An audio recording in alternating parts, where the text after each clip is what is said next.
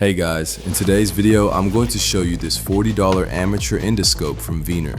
We'll do a quick review, a how to use guide, check out the recording quality, and see what's included in the box. The endoscope comes nicely and securely packaged. The camera itself is waterproof and the cable is 5 meters, about 16 feet long. The head features dual cameras, one on the front and one on the side. Both come with built-in LED lighting. To turn the device on, just use the slider switch on the top. To change the language, adjust the video quality, or tweak other settings, press the far left button with the gear icon. You navigate by clicking the arrows, just like you see in the video, and confirm your choice with the rec button. The next button adjusts the LED brightness. Watch how the light level drops.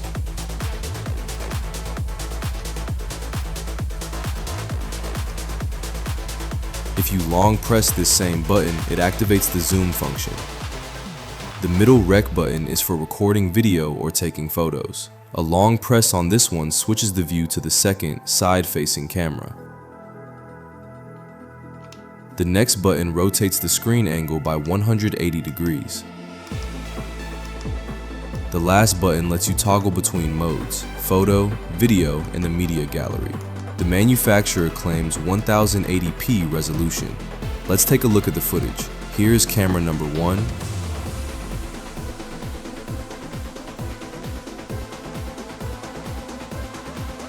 And camera number 2.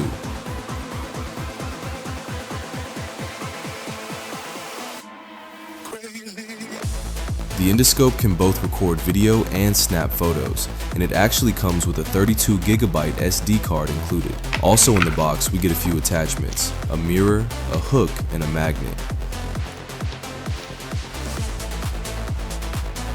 You attach them by sliding them onto the camera head and snapping the ring in place, just like this.